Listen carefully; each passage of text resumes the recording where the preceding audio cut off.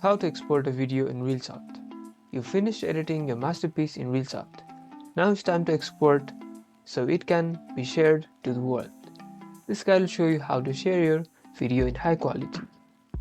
Once your video project is complete, look for the export or share button, typically located in the top right corner of the Reelshot interface. It often looks like an arrow pointing out of a box. Tap on this icon right here. You will be presented with various export options. Since it requires premium feature to export the video, please follow the rest of the steps yourself. These usually include resolution like 720p or 1080p, frame rate and quality. Choose the settings that best suit your needs for sharing or stories. High resolution means better quality but larger file size. After selecting your settings, tap on Export, Save Video or Done.